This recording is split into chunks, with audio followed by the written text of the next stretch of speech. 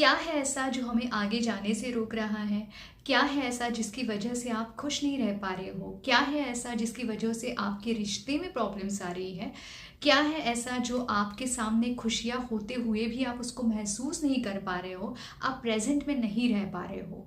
वो है हमारा नेगेटिव सेल्फ टॉक, जो हमारी हर प्रॉब्लम की जड़ है। अगर हम पहचान सकते हैं, समझ सकते हैं, तो उसके ऊपर काम किया जा सकता है और हमारी हर प्रॉब्लम से बाहर निकलने में हमें मदद मिल सकती है। नमस्ते, मैं हूं पल्लवी पाटणकर, साइकोथेरेपिस्ट। मनोवेद में आप सभी का बहुत स्वागत है। मनोवेद में मन से जुड़ी हुई हम हर चीज़ के ऊपर डिस्कस करते हैं। आज का हमारा जो टॉपिक है वो है नेगेटिव सेल्फ टॉक, जो कि हर प्रॉब्लम की जड़ है, जिसको आप हर बार समझ नहीं पाते हो। आप हमेशा व्यक्ति या परिस्थिति जो है उसके ऊपर ज़्यादा फोकस करते हो।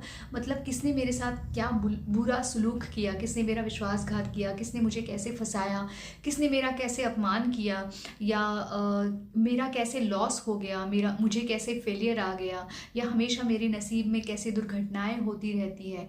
तो यहाँ पे क्या होता है, या तो सामने वाले व्यक्ति या फिर परिस्थिति जो आपके साथ हो रही है, घटनाएं, उसके ऊपर ज़्यादा फोकस जाता है और उसकी वजह से मेरी लाइफ में प्रॉब्लम्स हैं, मैं कुछ कर नहीं सकता हूँ, कर नहीं सकती हूँ।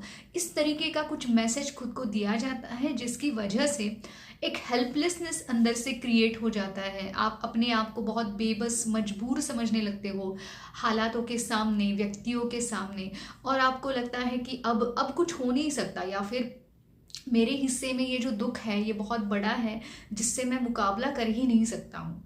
तो यहाँ पे जो नेगेटिव सेल्फ टॉक जो चल रहा है वो बहुत ज़्यादा ज़रूरी है, और उसको पहचानना ये हमारे लिए एक बहुत अहम काम है। तो बस उसी के ऊपर हम बात करेंगे कि नेगेटिव सेल्फ टॉक को कैसे पहचाना जाए, और नेक्स्ट वीडियो में हम बात करेंगे कि जो भी नेगेटिव सेल्फ टॉक हमने पहचाना है, हमें उसको शांति से, सहजता से कैसे लेट गो करना है। तो आज बस हम इस बात पे फोकस करेंगे कि हमारा जो नेगेटिव सेल्फ टॉक है, हम उसको किस तरीके से पहचान सकते हैं। तो सबसे पहली जो बात ये है कि जब जब आप बहुत ज़्यादा उदास होते हो, बहुत ज़्यादा आपको लगता है कि मैं डिप्रेस्ड मूड मेरा बन गया है, या मुझे किसी चीज़ में मन नहीं है करने का, किसी से बात नहीं करनी है, बस अकेले रहने का मन करता है, या बहुत ज़्यादा नेगेटिव थॉट्स आ रहे हैं, बहुत ज़्यादा चिंता सता रही है, भविष्य के बारे में है, या जो पास्ट हो चुका है उसके बारे में जो थॉट्स हैं, ऐसी बहुत सारी बातें हैं जहाँ पे आप बहुत ज़्यादा उदास होते हो, आपका किसी चीज़ में मन नहीं लगता, या बहुत ज़्यादा गुस्सा आता है, बहुत ज़्यादा फ्रस्ट्रेशन आता है, बहुत ज़्यादा चिड़चिड़ापन हो जाता है, बहुत ज़्यादा डर लगता है। तो ये अलग अलग प्रकार की भावनाएं हैं, फीलिंग्स हैं, जो आप समझ पाते हो कि मुझे चिड़चिड़ हो रही है, या मुझे बहुत ज़्यादा फ्रस्ट्रेशन हो रहा है, या मुझे बहुत ज़्यादा दुख हो रहा है। ये तो भावनाएं होगी। अब ये भावनाएं आई कहाँ से, ये बहुत ज़्यादा समझना ज़रूरी है। जो अभी थोड़ी देर पहले हमने बात की कि नेगेटिव सेल्फ टॉक, उसी से ये भावनाएं आती है। ना तो ये किसी व्यक्ति की वजह से आती है, ना तो किसी घटना या परिस्थिति की वजह से आती है। ये आती है तो बस हमारे नेगेटिव सेल्फ टॉक से, जो हम मैसेजेस खुद को दे रहे हैं, जो बातें हम खुद से कर रहे हैं, या जो घटनाएं हमारे साथ हो गई है, हो रही है, उसके बारे में जो उसका जो इंटरप्रिटेशन, उसका जो मतलब हम निकाल रहे हैं, वो होता है हमारा नेगेटिव सेल्फ टॉक। मतलब क्या, जैसे मान लो एग्जाम्पल के तौर पे, अगर किसी ने आपके साथ बुरा बर्ताव किया है, कोई अपमान किया हो, या आपको मिसट्रीट किया हो, आपका बीट्रे किया हो, विश्वासघात हो, तो यहाँ पे ये हो गई घटना, ये हो गया सिचुएशन। अब इसके बारे में जो आप सोचते हो वो होता है आपका नेगेटिव सेल्फ टॉक। तो आप क्या क्या सोचते हो, नेगेटिव बातें, कि ये मेरे साथ जो हो रहा है ये बहुत बुरा हो रहा है, ऐसे हो ही कैसे सकता है, या किसी भी तरीके से उस व्यक्ति ने बदलना चाहिए, या ये सिचुएशन बदलनी चाहिए, या हमेशा मेरे ही साथ ऐसी बुरी घटनाएं होती है, मैं तो बहुत कम नसीब हूँ, या मेरे हिस्से में कभी खुशी आएगी ही नहीं, या मुझे हमेशा सफ़र करना ही पड़ेगा। तो ये इस तरीके का जो सिचुएशन के बारे में जो हमने बातें कर रहे हैं अपने आप से, और कभी कभी ये बहुत अनजाने में भी होता है, मतलब आप उसको समझ नहीं पाते हो, ये सब कुछ अंदर होता है, माइंड में डीप रूटेड होता है।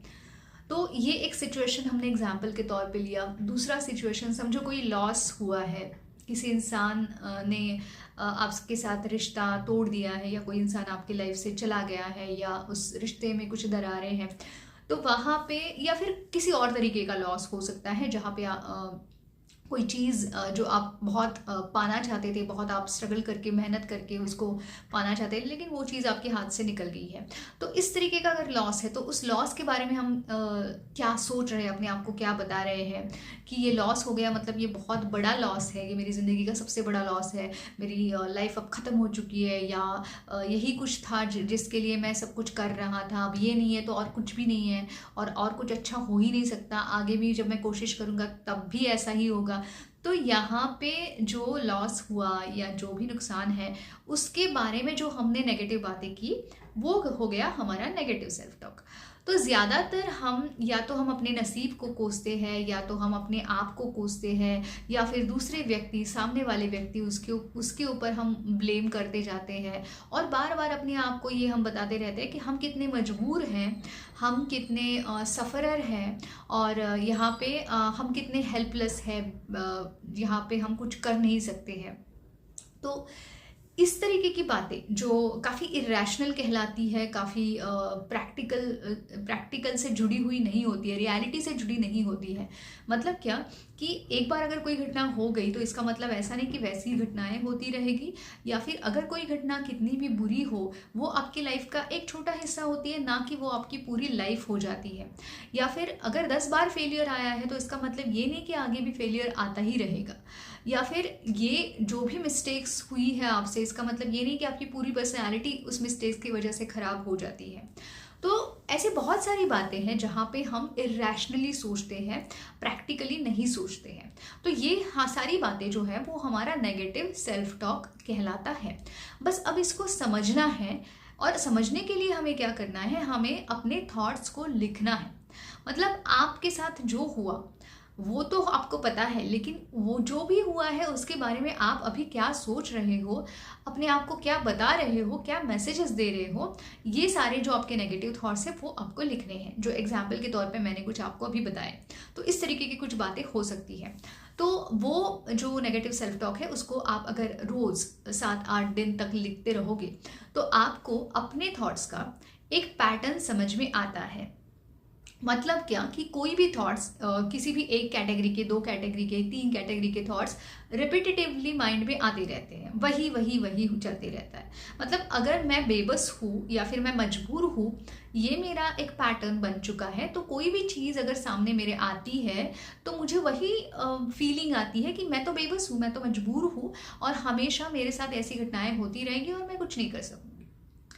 ठीक है, तो अगर मतलब जो भी पैटर्न है आपका, वो पैटर्न इतना बन चुका होता है कि कोई भी सिचुएशन आपके सामने आती है, आप उसको उसी वे में देखने लगते हो, उसी नज़रिए से देखने लगते हो, और आपको वैसा ही लगने लगता है। तो अब यहाँ पे हमें जो मैंने कहा कि 7-8 दिन अगर आप रोज़ लिखते हो अपने नेगेटिव थॉट्स को, आपको अपना पैटर्न समझ में आ जाएगा। उसमें से जो मेन पॉइंट्स है उसको आप नोट डाउन करो। 4 या 5 पॉइंट्स रह सकते हैं जो मेन थॉट्स है, जैसे मैंने कहा कि रेपिटेटिवली आ रहे हैं।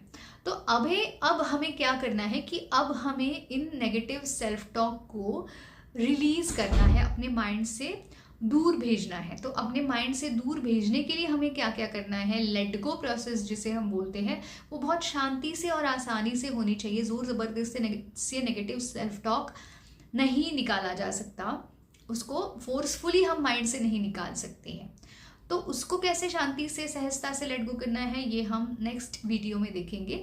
आज बस हमने ये देख लिया कि हमारा नेगेटिव सेल्फ टॉक क्या है, किस तरीके से वो हमें अफेक्ट करता है, और हमें किस तरीके से उसको पहचानना है।